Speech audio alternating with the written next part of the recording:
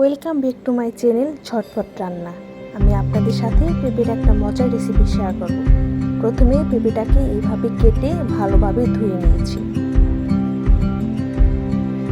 তারপর পেঁপেটাকে হালকা করে সেদ্ধ করে নিয়েছি।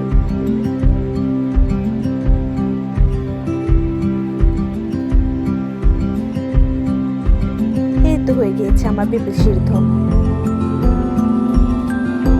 তারপর নিয়েছি শুটকি মাছ, সাথে অ্যাড করেছি হলুদের গুঁড়া, স্বাদ মতো ধনিয়ার গুঁড়া, স্বাদ মতো মরিচের গুঁড়া, স্বাদ মতো জিরার গুঁড়া, স্বাদ মতো লবণ, সাথে অ্যাড করেছি পেঁয়াজ রসুন বাটা স্বাদ মতো। তারপর কড়াইয়ে তেল দিয়ে পেঁয়াজ কুচি দিয়েছি, সাথে মশলাতে একটু পানি দিয়েছি।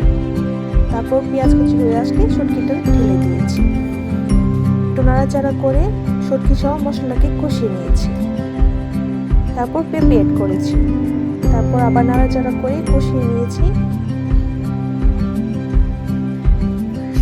কষানো শেষ হলে পরিমাণ মতো পানি দিয়ে নাড়াচাড়া করে ঢেকে দিয়েছি।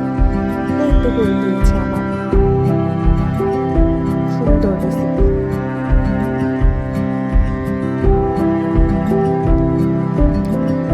ঝটপট রান্না, ঝটপট রেসিপি, পেঁপে দিয়ে শুটকি মাছের রেসিপি।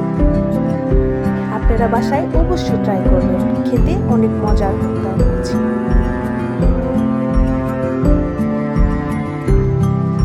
ধন্যবাদ সবাইকে।